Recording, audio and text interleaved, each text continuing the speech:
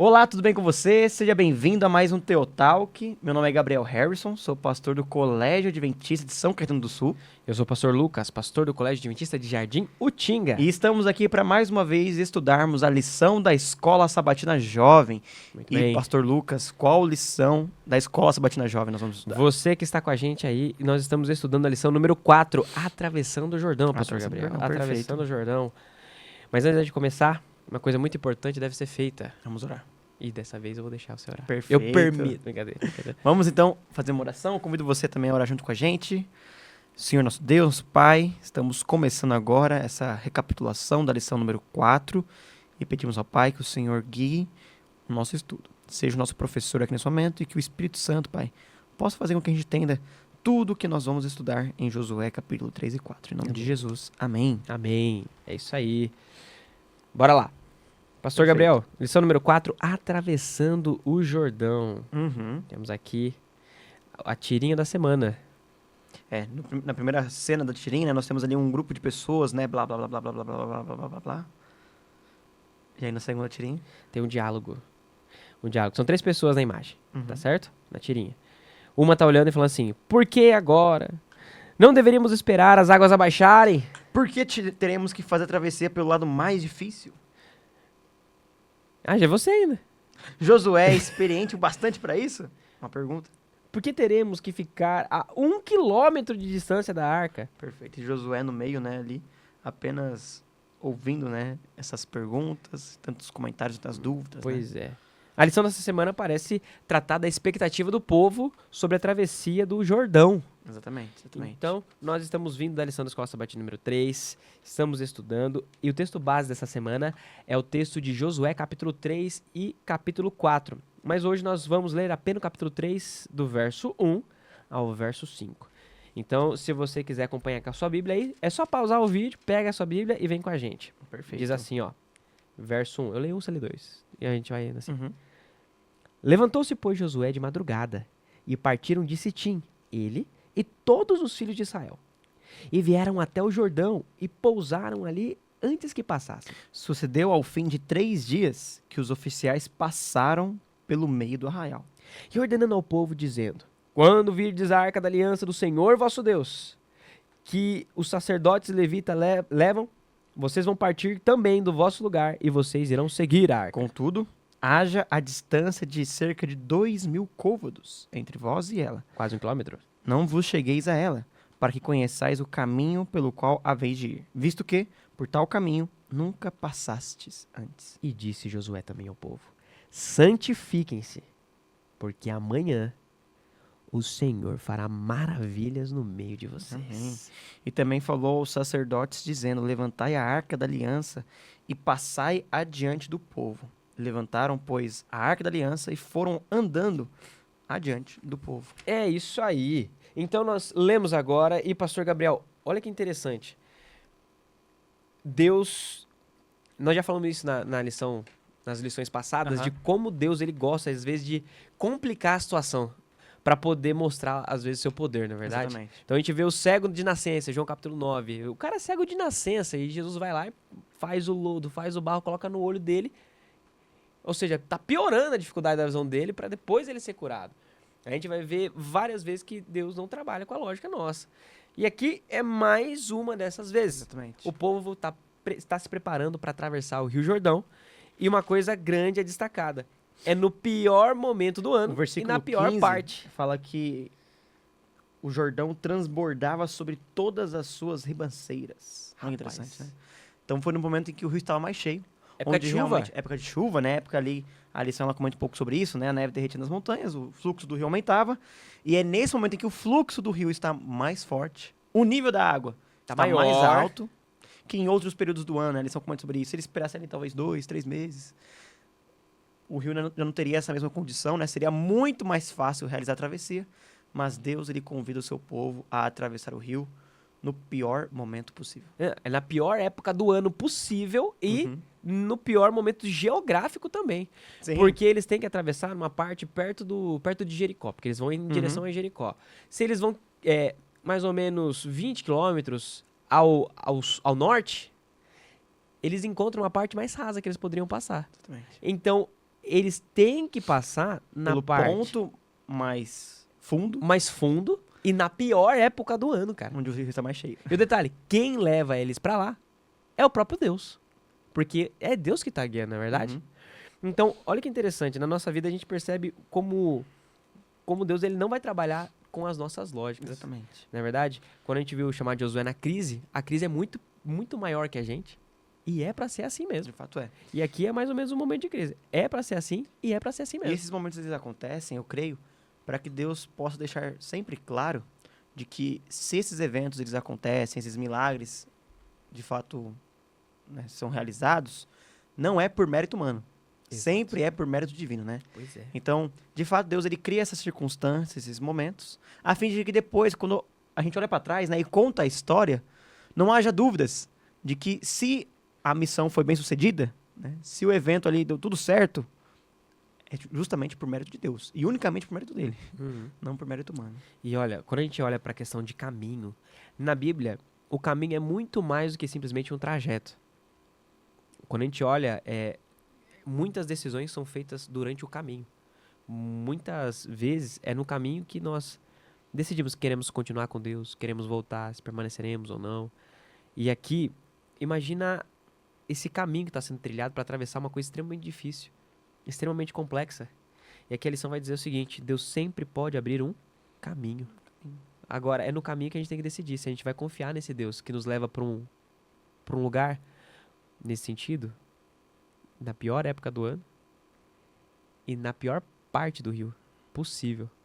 A gente tem que confiar que esse Deus que está nos guiando por esse caminho vai cuidar de nós através de toda a jornada que ele está trilhando, né? E não confiar nos nossos sentidos e nem na nossa razão, né?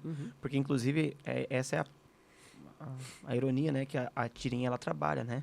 Porque ao o povo escutar as ordens de Josué, as instruções que Deus estava dando para ele, a reação natural é falar: você está maluco, né?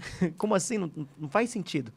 Quando nós estamos sendo guiados apenas pelos sentidos humanos, né, por aquilo que vemos, quando somos guiados apenas por aquilo que pensamos, normalmente nós seremos contra, né, a ordem de Deus, nós iremos entender ela, e principalmente, né, talvez nós não estaremos dispostos, né, a fazer o que Deus pede. E aí, cara, a gente olha e percebe o seguinte, que Deus, ele vai nos guiar por esse caminho, vai cuidar da gente durante esse caminho, e é ele que mostra esse caminho.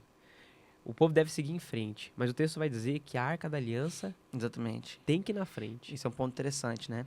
A Arca da Aliança, ali, símbolo máximo da presença de Deus, indo à frente porque justamente é o Senhor que está guiando eles, né? E a Arca da Aliança, ela tem esses elementos, né, que demonstram esse relacionamento pessoal com Deus, né? Ali você tem o cajado de Arão, né, que relembra o momento em que o povo estava ali passando por um aperto, uma dificuldade, Deus estava ali presente. Temos ali a urna, né, com o maná dentro, mais um símbolo da presença de Deus, né? Também ali a lei, que ele concede uma demonstração clara do seu amor para o seu povo. Enfim, vários elementos ali que remontam, né, ou demonstram, na verdade, né, o amor, o carinho de Deus com o seu povo. É verdade. E é muito simbólico o fato de que Deus vai levar eles. Então a ideia da arca na frente, eles têm que ficar a 1 quilômetro de distância, o texto até vai falar, né? Para que vocês vejam aonde o Senhor está guiando.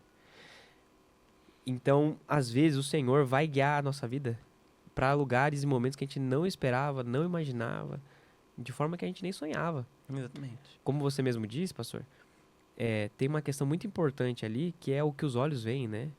Imagina, Deus está na frente guiando eles e eles se deparam agora com o Rio Jordão ali. Aos olhos das pessoas, é impossível. Aos olhos da pessoa é impossível, mas Deus levou ali. O que ele quer ensinar ali, né? O que ele quer ensinar ali? Então Deus pega. A Arca da Aliança deve ficar na frente.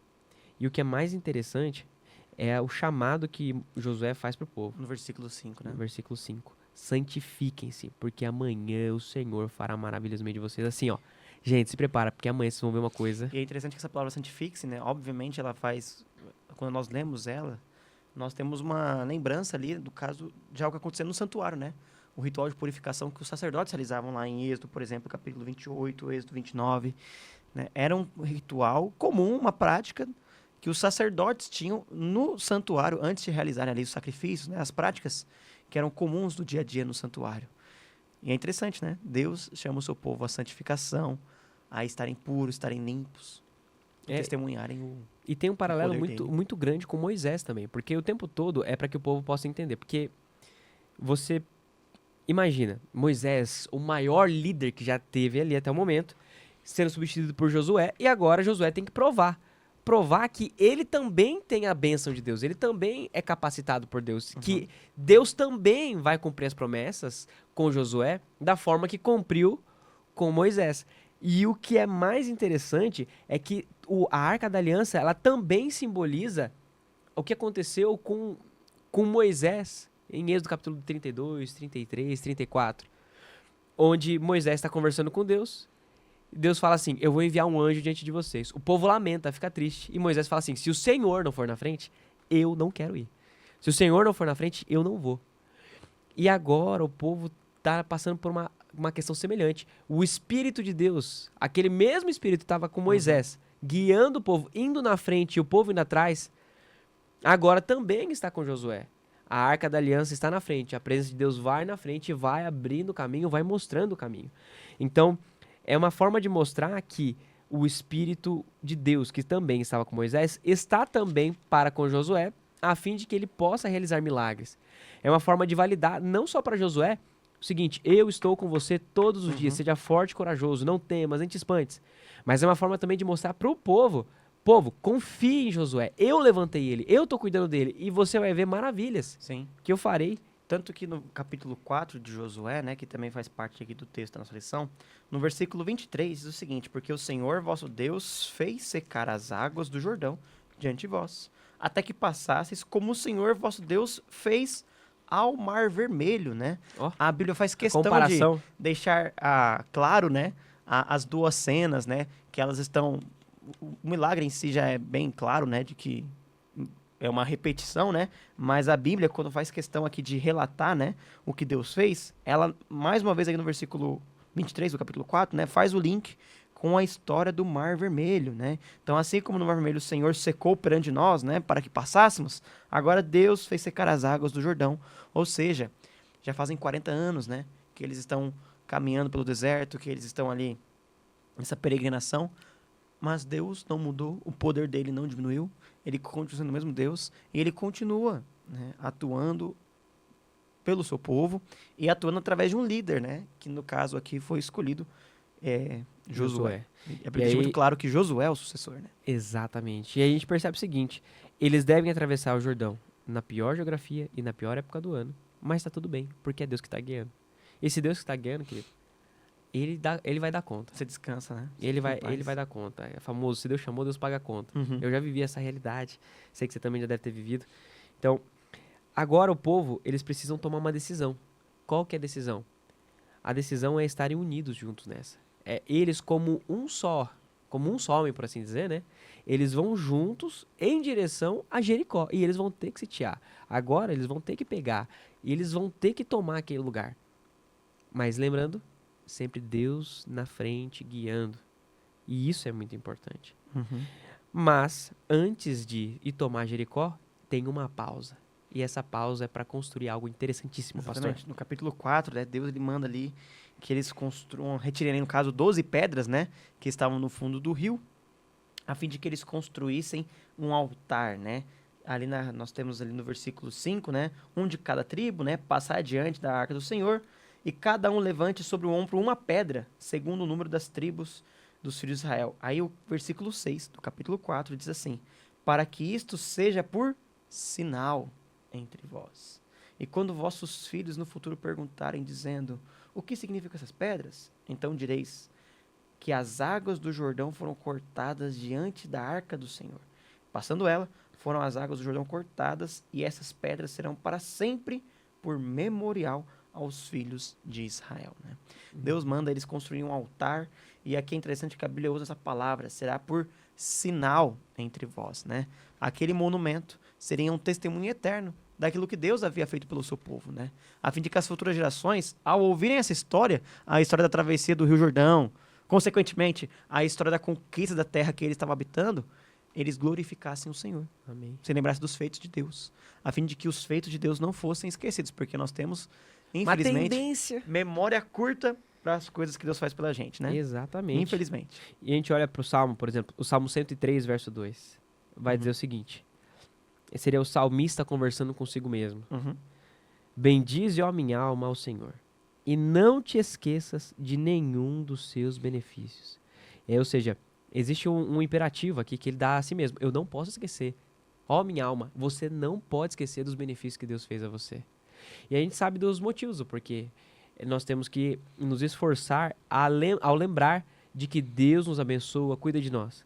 Para que a gente, primeiro, não seja ingrato. Exatamente. Porque muitas vezes a gente é ingrato. Segundo, para quando tiver uma situação de dificuldade, a gente lembrar que o mesmo Deus que cuidou de nós anteriormente pode cuidar de nós Continua cuidando agora. até hoje, né? Continua cuidando de nós até hoje, porque nós precisamos ter fé. E terceiro, eu não sei. Agora é você que vai ter que Eu falar. creio que o esquecimento, né? Ele leva à apostasia, né? Com certeza. Quando você se esquece daquilo que o Senhor fez, né? Uhum. É um resultado de tudo isso que você já falou no caso, né?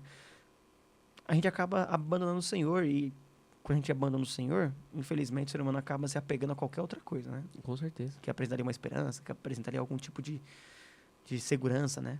Com E certeza. aí qualquer outra coisa acaba ocupando o lugar que pertence unicamente ao Senhor.